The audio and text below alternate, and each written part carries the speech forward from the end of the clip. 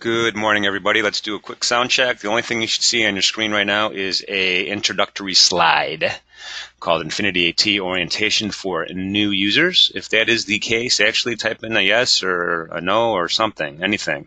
Okay, we have some yeps and some yeses, and we are good to go. My name is Jim Cagnina with Infinity Futures, and we are going to focus today with laser-like focus on the Infinity AT trading platform, how it works, how to set it up, how to use it, all the different functionality associated with the platform, which in my humble opinion is the best one out there to day trade, swing trade, or even position trade the futures markets. So we're going to hop right into it in a second. The PowerPoint's going to be really brief, so nobody freak out. Everybody's probably seen this before. We've seen trading disclosures, risk disclosures, and the reason we show this and talk about it is because it is important. Oftentimes in futures trading, you have a high combination. The equation is leverage and volatility. A high combination of those two things could result in opportunity, which is, of course, why we are all here. But it could also represent risk, which is something we want to be careful of. So be careful of that. If you're not sure where you fit on the risk capital curve of things when you're funding your futures trading account, give us a call. We're staffed with highly qualified customer service reps, brokers, futures brokers who've been with us a long time. And they have seen a lot of different things in the market, talk to traders from around the world on a continual basis. They're members of the National Futures Association. They're registered with the CFTC. They've passed the Series 3 examination and have deep institutional knowledge. So feel free to contact your representative or me directly if you'd like to chat about risk, if you'd like to chat about how to capitalize the account, or anything for that matter. I'd be happy to talk to you about it, including the weather. Let's move on. Here's some contact resources for everybody to consider. Our website, of course, is infinityfutures.com. I think you all found it because you registered here for this webinar. The YouTube channel is a wealth of information on how to use different features, not only on the charting, the trading platform, but also the charting, associated charting platform, which I'll touch on later. And a bunch of other good stuff. So feel free to visit our YouTube channel. Twitter, we do post things there occasionally. Some folks like getting their information from Twitter, some don't. But if you do, that's simply @ Infinity Futures, I think, is the right nomenclature that the youngsters use today. Facebook is, now we have a little different name for our Facebook page. It's called Make the Trade, / Make the Trade. Feel free to visit that. Our Instagram is Infinity Futures. Instagram is the name, and then there's a LinkedIn there also that feel free to connect and interact with us on LinkedIn. Contact information, trade at infinityfutures.com. I actually get that one. My name is Jim Cagnina, as I mentioned before. I get that email. Feel free to email me with anything you have, questions, needs, anything.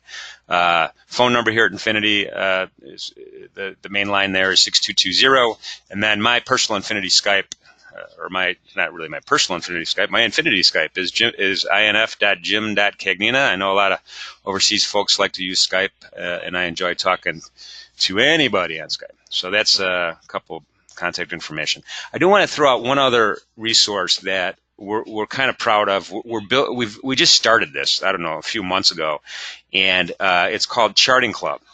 And what I didn't do is type in the URL there. It's chartingclub.com. It's as simple as that, chartingclub.com. It's a free kind of membership site. You sign up, you create a username and password, and you can go in into the club. It's online and see a whole bunch of different kind of videos, and predominantly, how to use our particular charting software called Sierra Chart, the one that live customers get, as well as anyone who's demoing the system gets those too. Along with technical and fundamental analysis videos, tip of the week, and all that stuff. We're posting 1, 2, 3, 4 new ones every week, and we take suggestions. So feel free to check out chartingclub.com. Brian says, very much digging the Charting Club. I appreciate that. Jeff says, are you on WeChat or WhatsApp?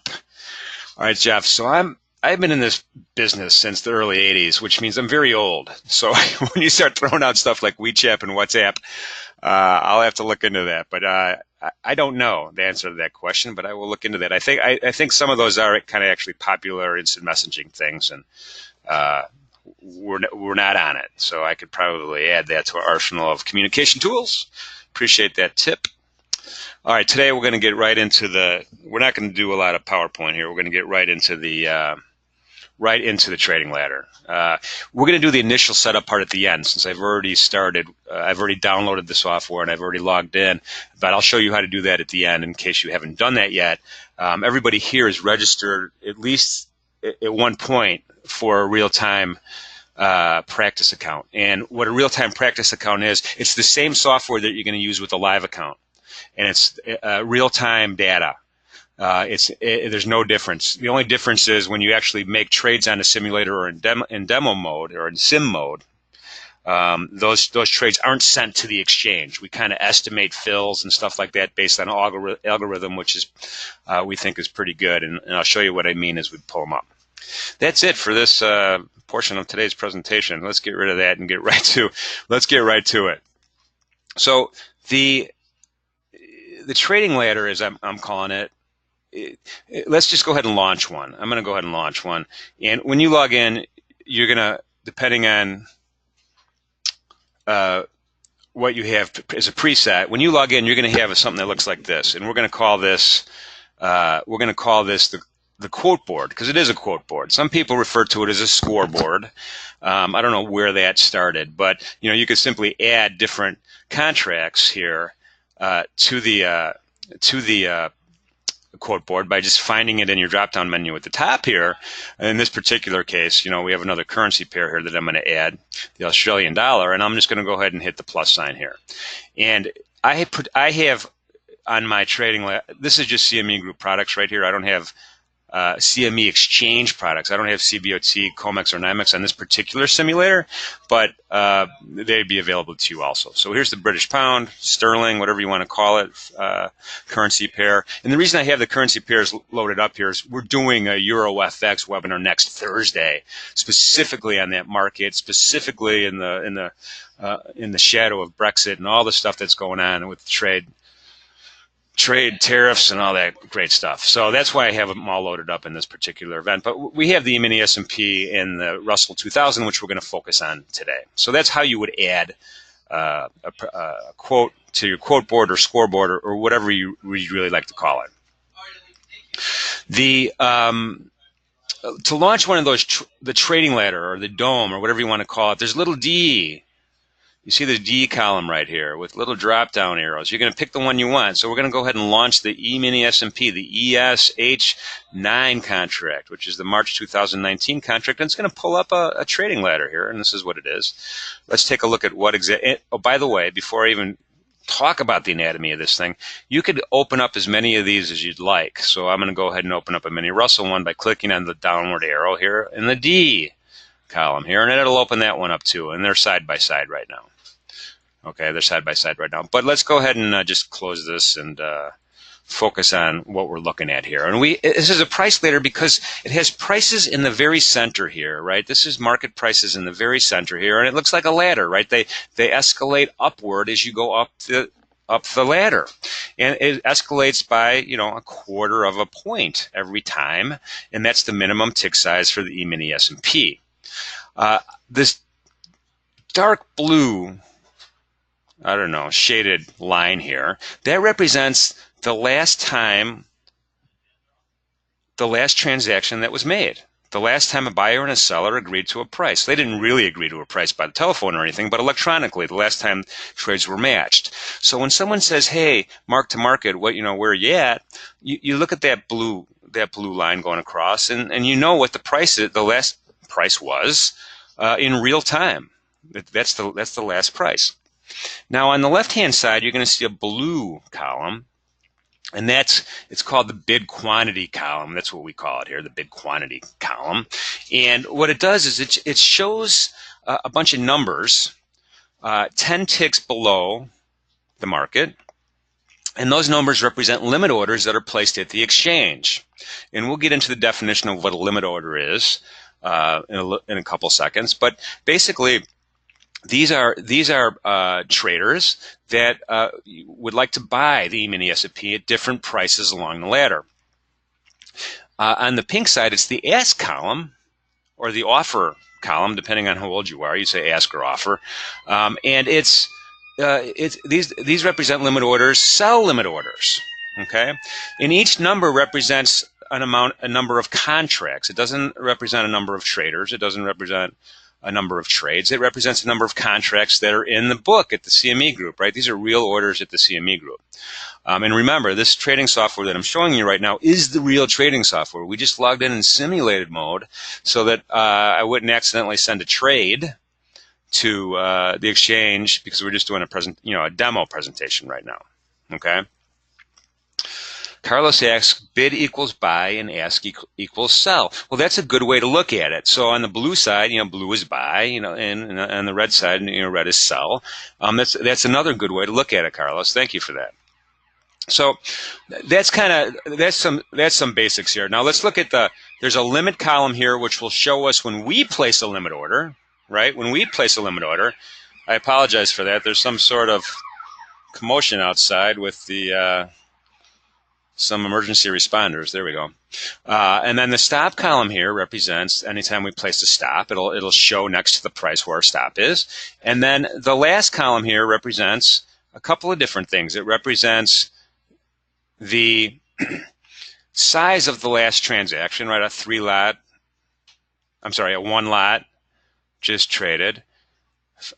It goes fast, right? One lot. So and the number on the left represents the total amount of contracts that are traded at that price before the price changes. So when the price changes, it's reset to whatever the new number is, and it scales up. Parentheses, the size of the last trade. The one before the parentheses, the total cumulative trades at that price before it changes. Now I'm going to add another column. I'm going to go to the Properties tab. I'm going to add another column. I'm going to add volume here. I'm going to highlight this volume. As Grid Columns tab is defaulted. I'll highlight that and add it, and I'll hit the Apply button, and OK. And we have another column that I just added. And what this will start doing is tracking cumulative volume from when I turn it on, cumulative volume at any given price. And over time, it will actually display a real nice histogram for you. And that starts when you log on. Okay, that's session-based. Okay, so a couple other areas here. Quantity size. And your quantity size is directly related to your account, the size of your account and how many contracts you'd like to trade, and you talk to your representative about that. And it's margin based too, right? You have to have a certain amount of margin to place a certain size. And so you could change that simply just the way it looks, just by clicking on these up and down arrows. One's the smallest, and you can go up to whatever number your account's set at. The second box here is called Quick Click. Now, Quick Click I like this feature because when you click it, then when you go ahead and place a trade anywhere, and I'll show you how to place a trade in a second, you just have to click your mouse once. It's a left click action. Okay. There's some other buttons down here. If you want to just buy one at the market, you click the buy market button. Sell one at the market, click the sell market button. Join bid, you would join the bid at the best possible price.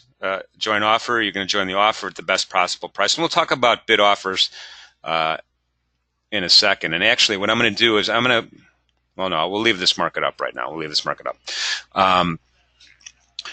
The bid offer, let's talk about it right now. Bid offer spread is the smallest increment between the highest contract person wanting to buy and the lowest contract person wanting to sell. Okay, it's the smallest increment there is. And you can see the highest bid in the blue column never is the same as the lowest bid in the ask column. It's dynamic, it changes, right? So you got people selling one tick higher, you got people trying to buy one tick lower. That's called the bid-ask spread, right? And that does factor into the cost of your trade, because if you want to buy right now, you might have to buy at a one tick higher price because that's where the seller is. You can see that's where a seller is. Okay? Sellers are on the pink side. So that's the bid-ask spread. And you can see that this particular market is very liquid. The bid-ask spread is one tick, and a tick is the smallest price increment of the market, right? In this case, it's a $12.50 per contract value in the E-mini S&P market, and it's very liquid. Some other markets are a little less liquid, and you might have a two-tick spread or a three-tick spread. So you got to be careful with that. And then, of course, there's different times of the day when a market might be a little lighter than ordinary. And as an example, perhaps tonight at 8 o'clock Chicago time, even this market will be a lot thinner than it is. Although typically it's not. It's pretty tight. But when you go into some of the other markets, you have to be careful of that. You have to understand that your actual entry price might not be might be one or two or three ticks different. Keep that in mind. It's called slippage. But most of these markets the CME Group offers, and most of them that we're going to talk about throughout the course of the year through our Market Spotlight webinars, are going to focus on liquid markets that are, I think, very tradable. Okay, so let's go ahead and let's just place a limit order. Okay, let's just place a limit order. And in futures, you could buy, I have no position here. This means zero, right? I'm flat. That's called flat when you have no position here. And in futures, you could either buy a contract and go long. In other words, it's called going long, and your hope is that the price will appreciate, it'll go up, and you could sell it at a higher price later for a profit. Alternatively, you can sell one. You can sell one short, go short, with the hope that the market price goes down, and you could buy it at a lower price later, resulting in a profit, right? So you could have, your opinion could be the market's going to go up, so I want to go long. Your opinion could be the market's going to go down, so I want to be short. And you could do either one of those with the trading ladder whenever you like. So let's go ahead. I got quantity set one, quick click checked, and we're just going to go ahead and say, you know what, I want to put a limit order in. I'm going to click right there in the blue column right next to the price, and I want to buy an E-mini S&P contract if the market gets down to 27.56, okay? And the definition of a limit order is at your price or better.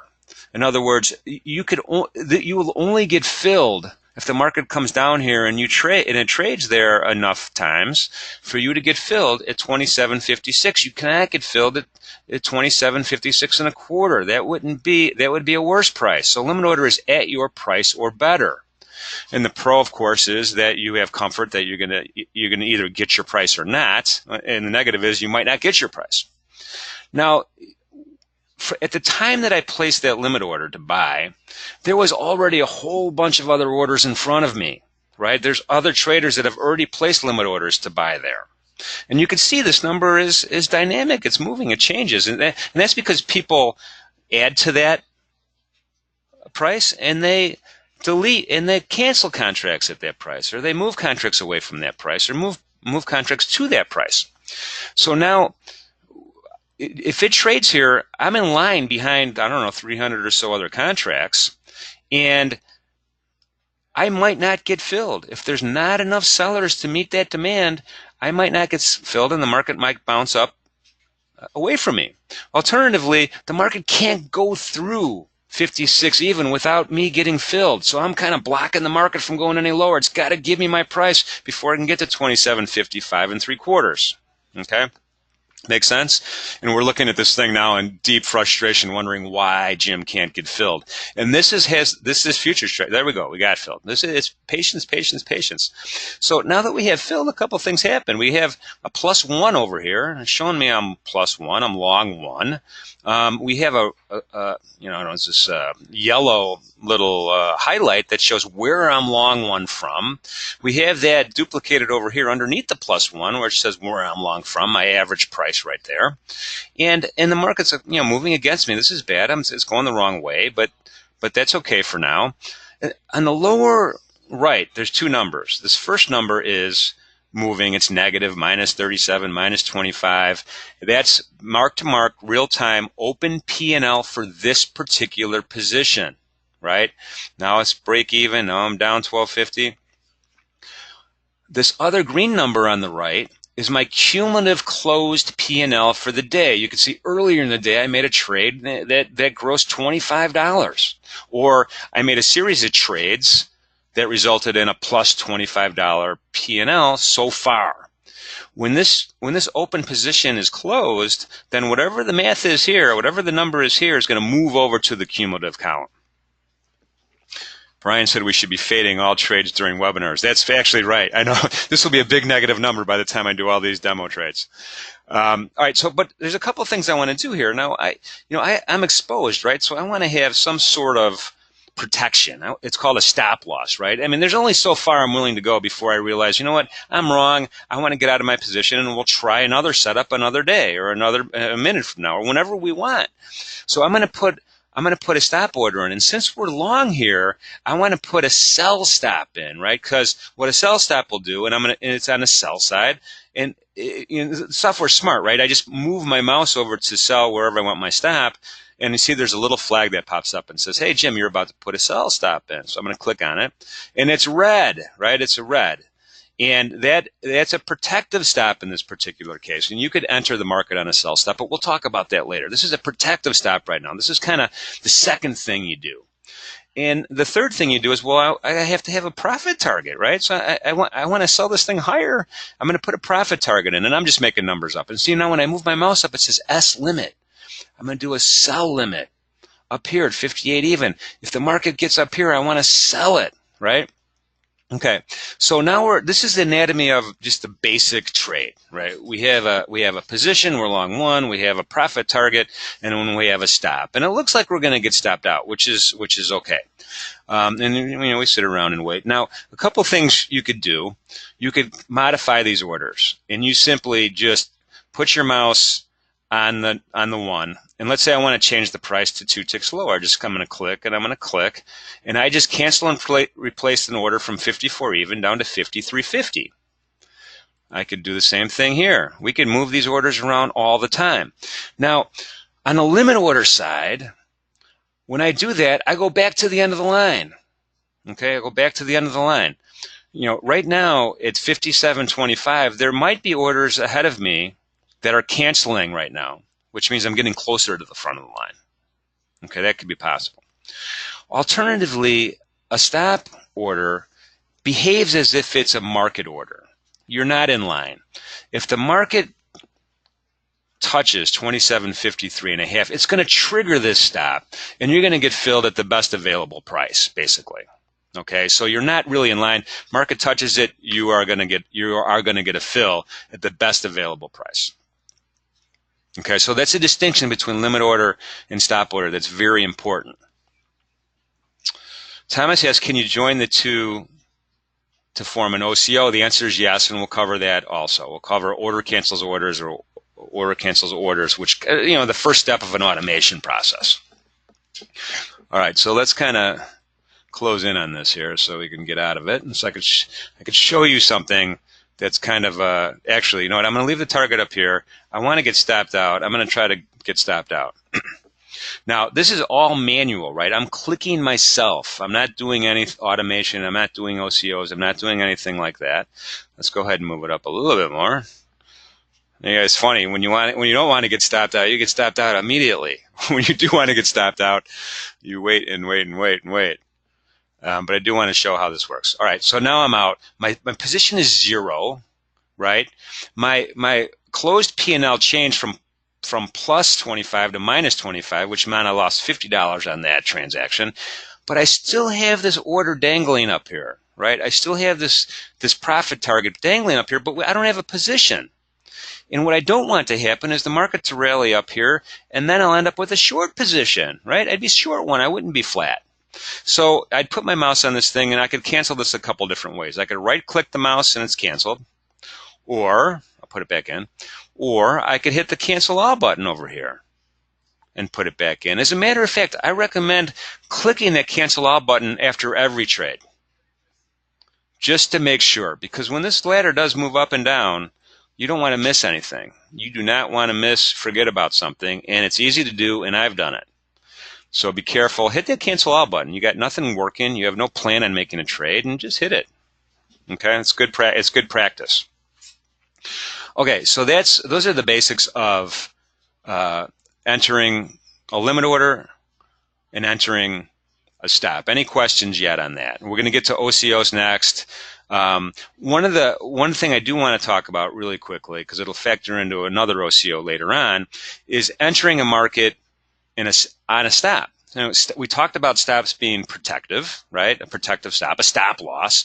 But let's say that I had a breakout strategy, or I've identified an area of support or resistance, and I've decided, you know what, if this market does break through 27.57, then I want to go long, but only if that happens.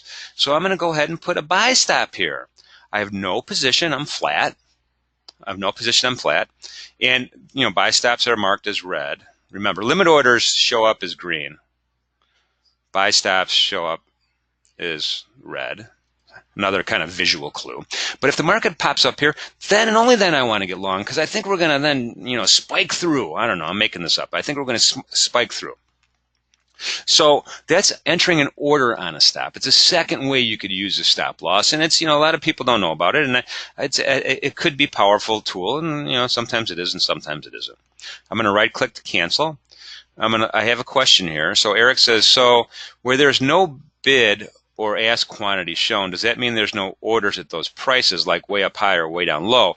No. So this particular view, the trading platform, what it does is it pulls in orders 10 ticks deep on both sides, right? That's not to say that there's not an order up here. I just put an order up there. I know this is sim mode, keep in mind, but if this was a live account, I'd have an order to sell at 57.50. So you could place orders higher or lower than the depth of market is showing. Absolutely. It just in this particular case, we're seeing 10 deep, which for just about every trader that I know, that's plenty of data to look at. It's actually more than you get in other places. So it's a good view, helps with system resources, and provides some meaningful information. Now, see how I put these two limit orders here? By canceling all, I cancel them both with one foul swoop. So, I could have all these orders, right? I could be going crazy with orders. I could be clicking orders left and right. Hit cancel all, it cancels them all. Just want to point that out. Jeff asks, what's the difference between flatten and cancel? Okay, great question. Great question. Let's go ahead, and I'm just going to buy one at the market. I'm going to put a target in. I'm going to put a stop in. I'm long one. I'm plus one. Okay. If I hit cancel all, then my orders that have not been filled are canceled. But I still have my long position, right? I still have my long position. I'm still long one. It just cancels the working orders, or if you have an OCO, it'll cancel that also. Now, if I want to hit the flatten button, what that does is it cancels all of my orders, but then it will sell one at the market for me to make my position 0, to flatten my position. And I do that, and boom, there we are. That's kind of like almost you could consider it a panic button. Or you could use it throughout, whatever your technique is as you get familiar with the trading ladder. You could use that also. So it does two things: cancels all working orders and makes you flat with no position. So think of it as a panic button. All right, Nicole asks, is a simulator a little bit more forgiving than real? Well, the simulator is, we have an algorithm here that is applied to the simulator, and not, the folks at Transact, they're genius IT guys, in my opinion. Where we try to duplicate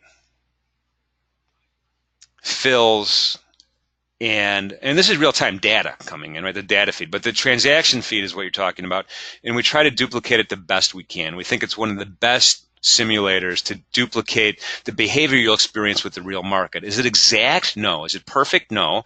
But it's pretty good, and it'll give you a good feel for these markets.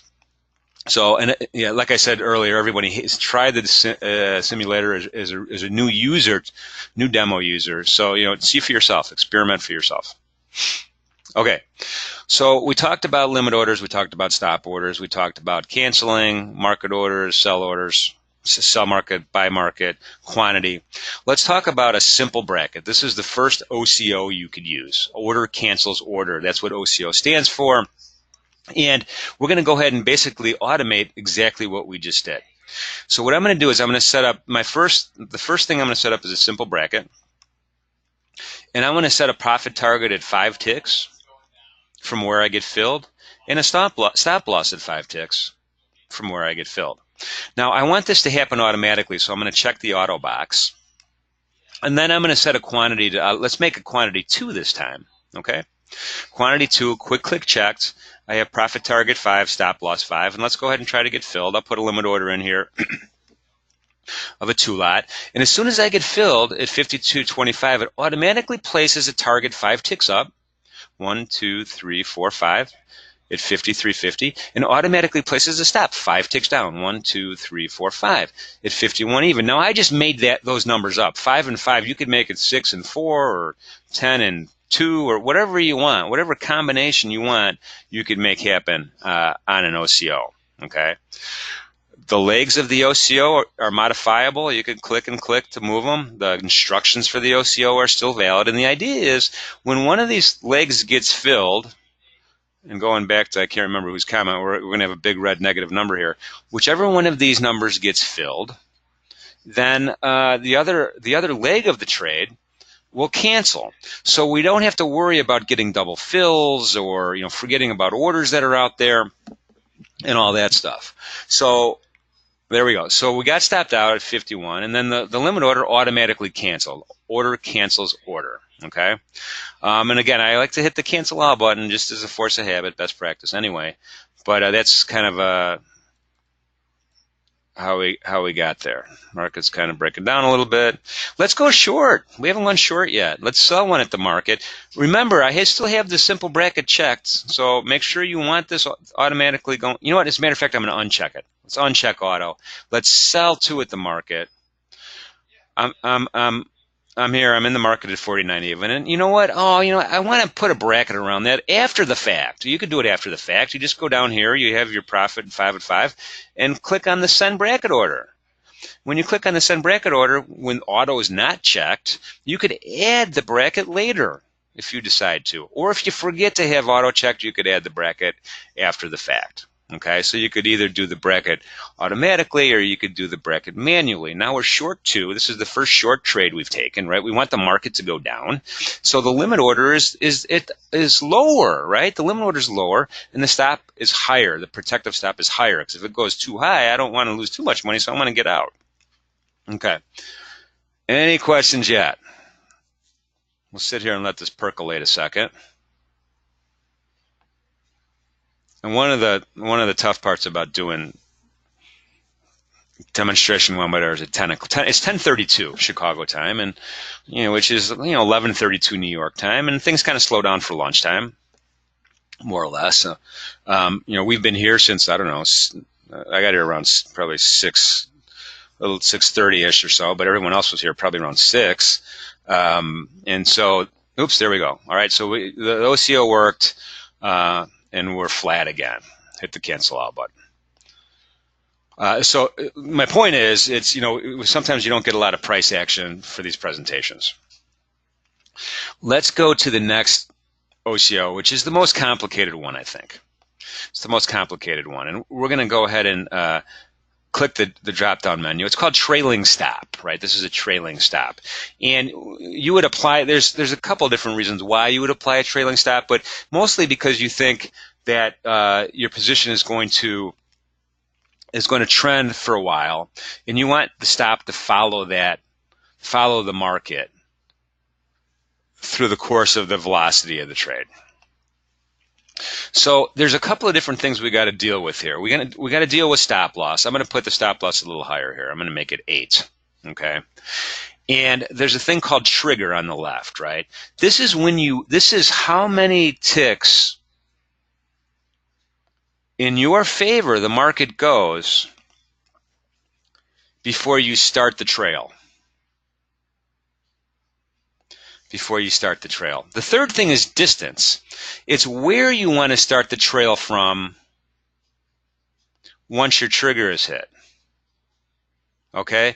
It's back from the trigger. right? So if you're triggered 5 ticks later, then you're going to count backward, and that's where you want this to start. So I don't know. Let's just make the distance. We'll make the distance 5 from the trigger. Okay, we'll make the distance 5 from the trigger. And I think we have a better shot on the downside here. So I'm going to go ahead and do a 1 lot, and we're going to try to sell one at the market. And these, all right, so now boom, we have this stop loss in 1, 2, 3, 4, 5, 6, 7, 8 ticks up. The trigger is 5. 1, 2, 3, 4, 5. 47 3/4. Once the market touches that, our stop moves a distance of 5 back. 1, 2, 3, 4, 5, or where we got in at.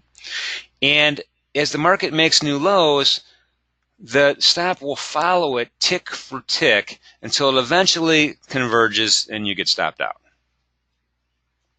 Karen, sure, I'll repeat that. So the stop loss is an easy one, right? Stop loss is just, wherever I get filled, where's my stop loss? Just like any other stop loss. In this case, we have it set at 8.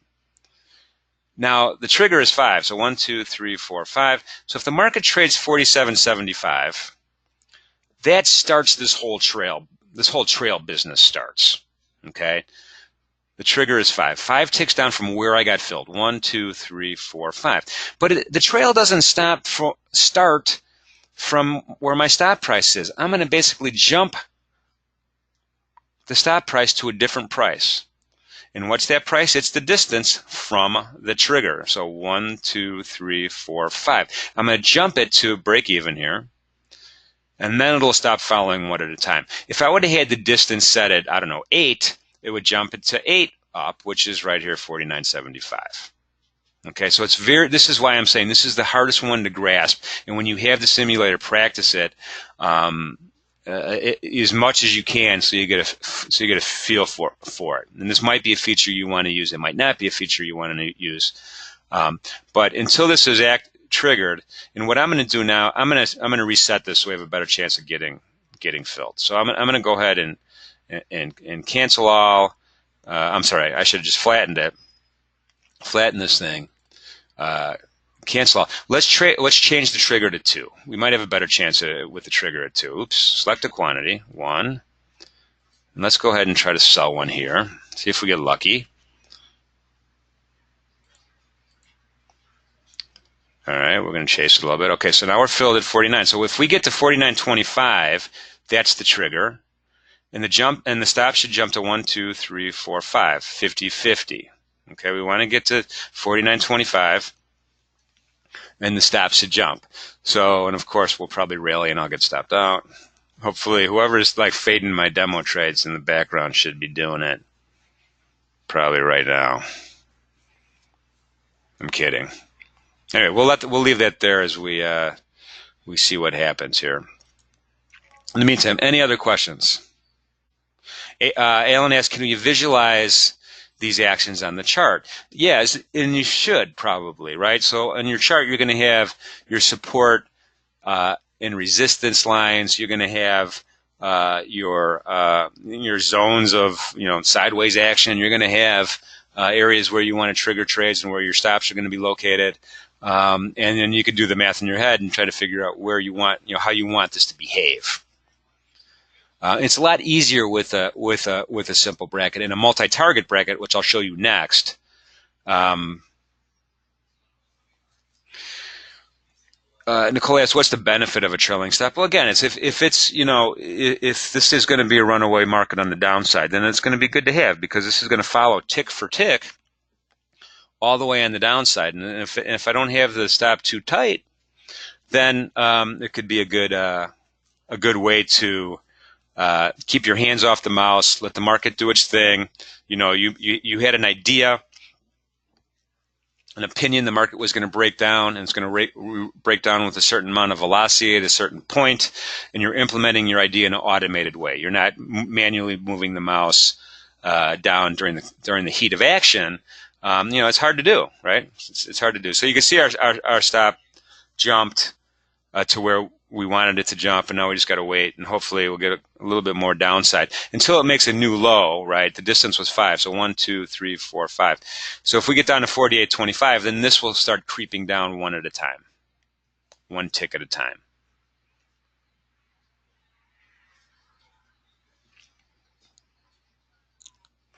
Sonia asks, quantity is number of contracts. Yes, this is the number of contracts, and we see it 3 times, right? We've got quantity here, we have a short position -1 here, and I have a stop here of 111. So we're all good on the contract size. Okay, the next trade we're going to show, if this doesn't happen in a minute, actually I could probably show the next trade in another trading ladder, so we could just kind of leave this up like this for now. And let's go ahead and pull up, let's pull up an RTY. This is the Russell 2000 future. You can see it's a lot thinner, right? It's a lot thinner. The bids and asks are smaller. It's still liquid enough to trade, in my opinion, but the bids and asks are, order of magnitude smaller. But it's just different. It's a different market. These are small cap stocks. ES is large cap stocks. There's 2,000 Russell. There's 50 S&P. So it's a different environment. Let's go ahead and do the next OCO. The next OCO is going to be, all right, so we made a new low watermark, and this thing is starting to trail downward. Okay, see how it's trailing downward every time we make a new low, and now we're in the money, right? So we're, our stop is below our break even. So as this thing goes down, hopefully the trail continues, and we have a hands-off auto trade right now. Alternatively, it will eventually converge, and you will eventually be stopped out. In a flash crash situation, everyone's going to be really happy with this kind of trade. All right, so RTH, let's go to multi-target bracket, multi-bracket. Okay, this is when you have more than one contract. You're trading a 2 lot, a 3 lot, a 4 lot, any size, anything other than a 1 lot, and you want to scale out of your profit. You want your profit targets to be at different levels. Okay, we eventually got stopped out there. But that's okay. Let's stick with this this Russell. It might be a little bit better. So let's say we wanted to do a 3. You could do let's do a 3 lot, three contracts at a time. All right. I want to set a multi-target bracket, and the way I do that is I go to the properties button. And I'm like, okay, this opens up a new window called the linear depth property window. I'm not sure who named that, but that's what it is. And I'm going to go over to set multiple exits. Now I could preset up to 3, right? I could preset up to 3, but let's just stick with the first one, Group A, which is default. So I have my first lot here, my second lot, my third lot. My first profit target I'm going to set at 3 ticks. Let's set the second at 5 and the third at 7. And you could make these whatever you'd like.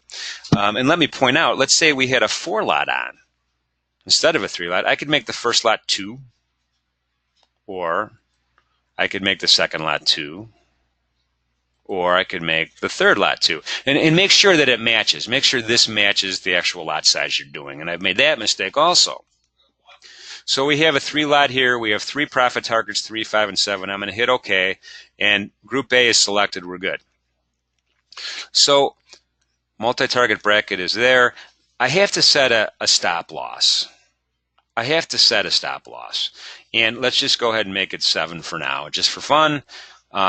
This break-even plus and break-even plus 2, I'm going to ignore right now. We're going to ignore that for now.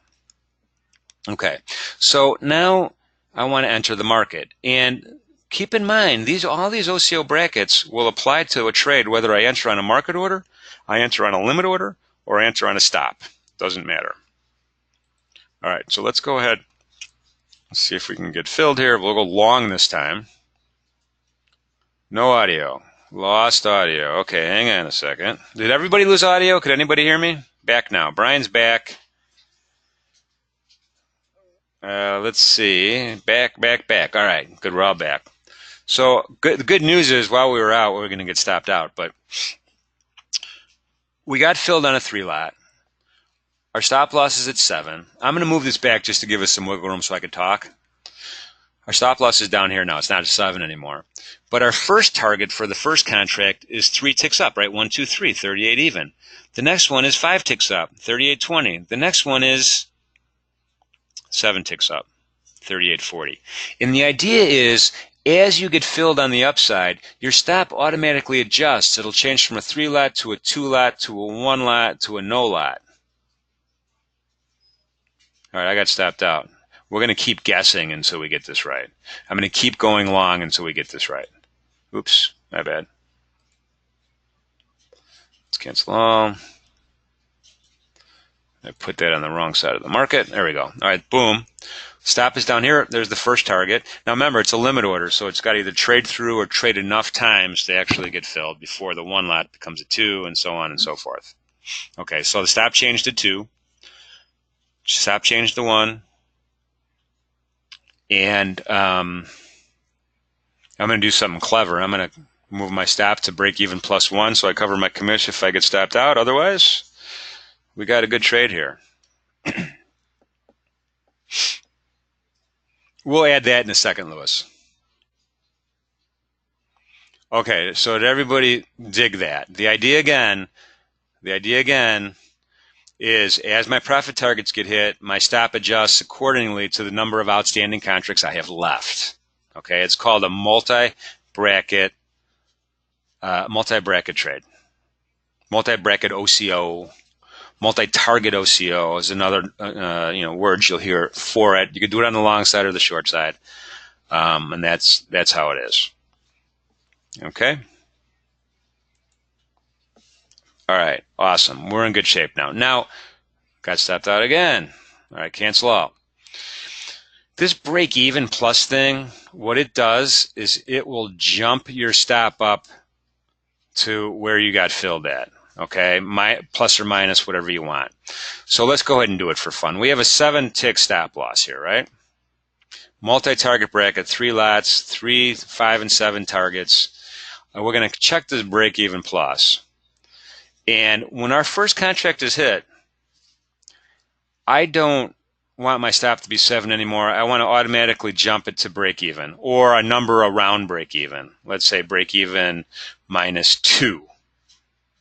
Okay, so that's where it'll jump to. So let's go ahead and try this whole thing again. Long or short, peeps?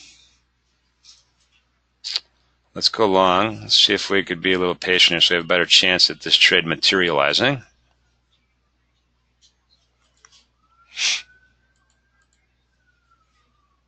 Let's see if we could do it.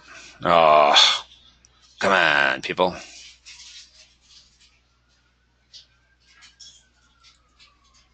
Let's go ahead. All right. So now we have our targets and we have our stop. When this first one gets filled, this should change to a 2, and it should jump up to minus 2. Remember, break even minus 2, which is exactly what it did. Now, it won't move again, but it should go from 2 to 1 to 0. Oh, that happened fast. Hopefully everybody saw that. You get one shot at moving that. You get one shot. To break even 2, totally ignore that.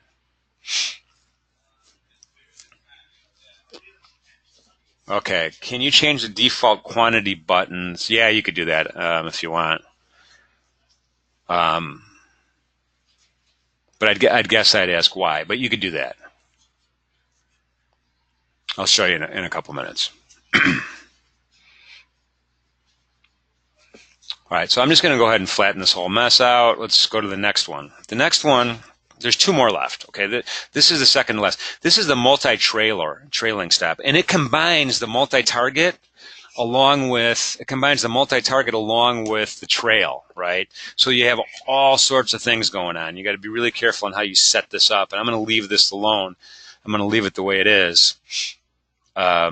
Just for demonstration purposes, but it gets complicated. So a couple things happen. You're going to have a multi-target, and it's going to trail along, it's going to follow as a trailing stop, it's called. And let's go ahead and set 3. Let's do 6 lots. Remember, we had, in our properties, we have breakouts at, 1 lot, 1 lot, and 1 lot. So a 6 lot is divisible by that, right? So you wouldn't have to change that. You know what? Let's make it a 4 lot. Let's go 4. Let's make this a 2. Lot size 2, 1 and 1. And then we'll make this a 4 lot. Okay, 4 contracts. And so we're going to go ahead and we'll let's see if, well, this thing wants to go up for sure. Not for sure. Don't do that at home. All right, so there we go. So we got fours, four, everything's good, everything's perfect. And so when we get hit here, then this whole trail thing's going to start. Okay, and remember, the stop loss is 7, the trigger is 5. Actually, the trigger is 5, so 1, 2, 3, 4, 5. We want 1, 2, 3, 4, 5. The trail won't start until we get to 38.70. Okay, and then it'll start 5 ticks back. 1, 2, 3, 4, 5. It'll start at 38.20. But if we get this high, this stop will change to a 2.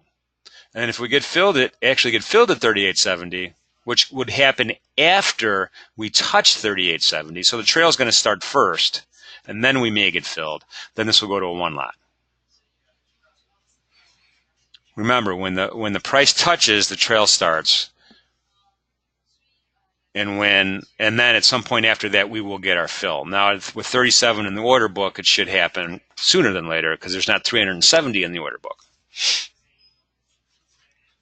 Okay, so now we're at 2. Now we jumped. Now we're at 1. And then this thing is on autopilot at this point on.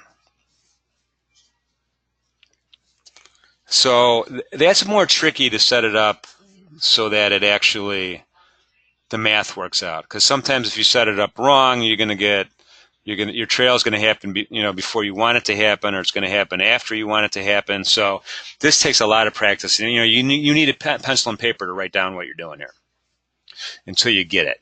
Okay, so we trailed up a little bit, and we're good. All right, so that one actually worked out pretty nicely.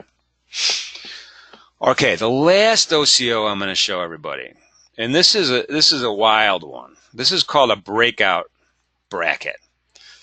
This has to be used with some scientific knowledge. You can't just go crazy with this. I'm going to set it up on properties, and I'm going to go breakout brackets. And this is where we're going to enter on a stop either up or down, right? We're in the middle. Our price is in the middle. We don't have a position on, and we're saying, you know what? If the market breaks up, I want to go long. If the market breaks down, I want to go short, and I want to do it with a stop order. So I'm going to hit OK. And this is the only time you click in the middle. You're clicking in the middle. You're not clicking here. You're not clicking here. This triggers it in the middle. So you're going to go to the price, and you're going to click in the middle. And now I have an order to enter long on a stop at 38.90 or enter short on a stop at 37.90. Okay, 5 ticks up, 5 ticks down, just like we set it up. It's called a breakout bracket. Be careful with it. And I don't really recommend using this during 10 seconds before, CPI comes out. you got to be careful while you use this thing, because when those numbers come out, you have a lot of price dislocation, you have a lot of volatility, and you have a lot of activity and a lot of variability. So you could easily get double filled and losses on both sides. So you don't want that. Okay. Oh, so I kind of messed up here, guys. I kept this auto check on. Rookie mistake. Let me cancel that. Let's do this whole thing over again. Flatten, cancel. Make sure this auto thing is only checked if you want it to be checked. Right now, I don't want it to be checked. Let's do that whole thing again. Click in the middle. Oops, enter a quantity. Come on, another rookie mistake. Click there. And now we have our breakout bracket trade. Software does what you tell it to do. Oh, if this auto box is checked, it's going. Okay. And feel free to type in any questions that you have. We're getting close to the end. You're probably tired of listening to me. I don't blame you. I don't blame you. You're probably on the side actually filling out account forms right now, right? You're so excited about trading with Infinity. Do we have are there a lot of customers here in this actual webinar? Or are we mostly new? Just type in if you're new. Okay, yeah. If you're new, type in new. Okay.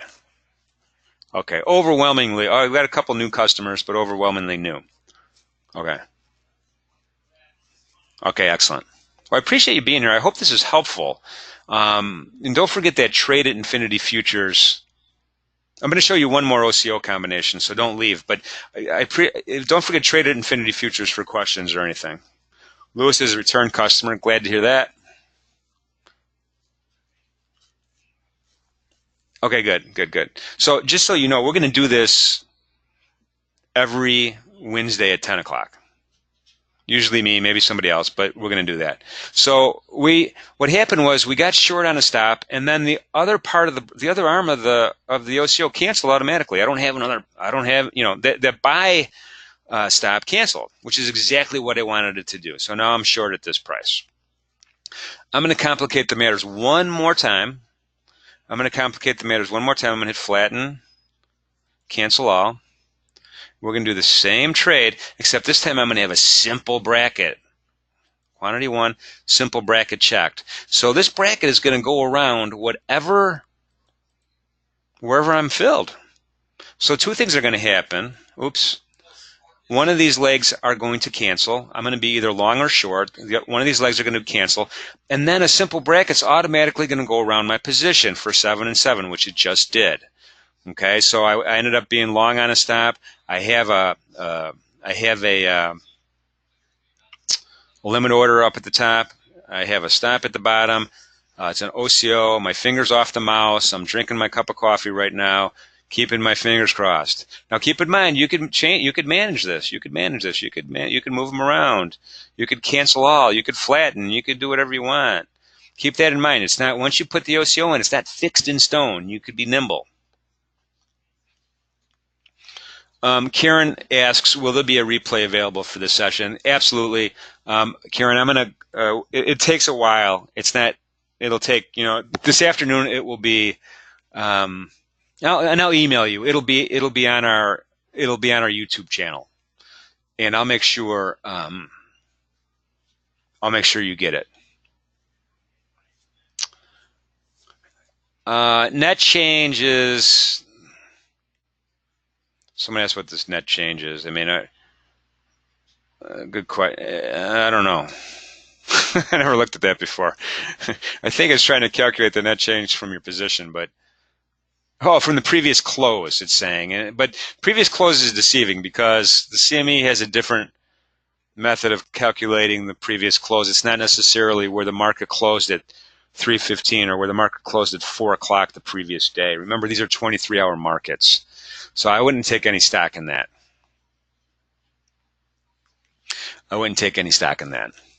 Okay, so this is our first OCO on top of an OCO. I'm going to cancel all that. I'm going to flatten all that. Some tips on using this if you're a new user. Be realistic. And when I say be realistic, this wouldn't be realistic. Hey, I'm short 20. I'm short 20. Let's see how much money I could make on the dome. That kind of thing is, it's fun, whatever. But if you're going to open up with, let's say, I don't know, a $10,000 account, a modest account, a $10,000 account, then the best practices is when you start trading, you're going to trade 1 or 2 contracts max, right? You're going to trade 1 or 2 contracts max until you're comfortable with trading futures, until you're comfortable with your trading style, and until you're comfortable with your analysis, right? Nobody wants to lose money because we're too impatient. We don't want to be impatient. So practice realistically. And that requires patience, right? That requires an inhuman amount of patience, right? Because it's not real money, so what do you care? But when you're practicing your strategies, it does matter. So take your time, be patient. 1 and 2 lots if you're brand new with a small account, and be like that. But also just practice all the different types of order types. Just practice clicking, canceling, moving. Remember, right click cancels, left click moves it, click and click. All that stuff. Get familiar with that. There's a center button down here, which is off my screen. It'll center the price action. You could auto center it if you want, so it always stays in the center. I don't like that. And you'll discover other things as you go. So cancel all. That's the most important thing. Always cancel all when you're done trading, or if you're not sure. It clears everything out. All right. I hope that helps. I think I got all the questions here. A lot of you guys asked the same question, which is great. which helps me better prepare for the next presentation. If you're not sure about anything, contact me outright. Carlos is 3,000 is the answer to that. And take your time, be patient. Remember, trading futures, options on futures involves substantial risk of loss, not suitable for all investors or traders. Take care out there, and hopefully we'll see you next, or actually this Thursday for the Euro FX webinar, covering the Euro FX cross, futures cross, and why it's better than Forex, and how to set it up on the charts. We'll do a lot of chart analysis on there. And as you know, our charts kind of look like this. We'll have I'm already started making my Euro charts here specifically for the presentation. We have some good market profile action and some good momentum indicators today, which we'll talk about in detail on Thursday. Eric has a question above. What did I miss?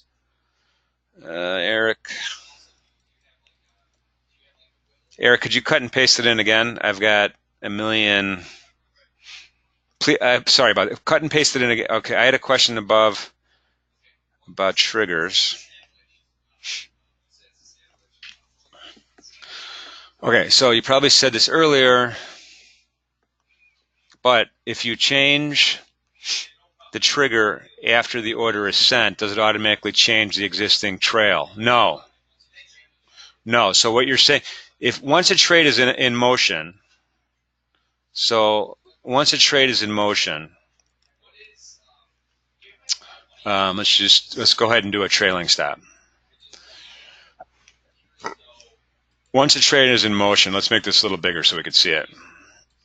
Oops, I did a breakout trade. My bad. Let me just cancel all this.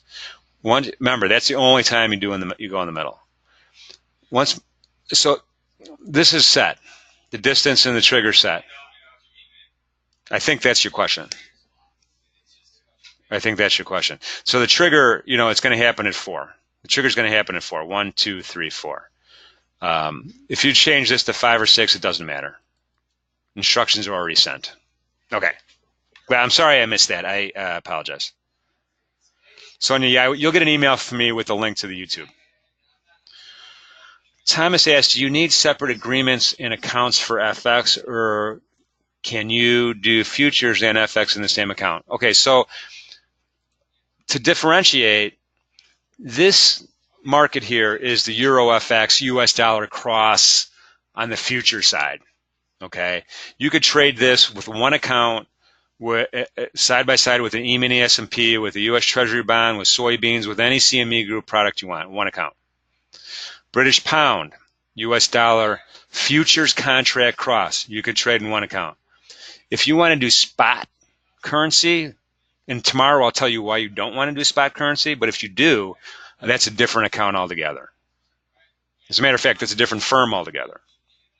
Okay, but there is a difference between, actually not that much of a difference, but there's a difference between FX currency futures and spot over-the-counter currency trading. Okay, and they're correlated for sure, but I'll talk about that a lot tomorrow, and we'll get into that a lot tomorrow. But the futures markets are the way to go. Centralized exchange, transparent pricing, et cetera, et cetera. So consider coming tomorrow if you are still on the fence. Gail, no written documentation. That will help. Do the YouTube channel. Call me. Practice. All right, I think I finally got everything here. Thanks, everybody, for coming. My name is Jim Kegnan. Good luck out there, and have a great day.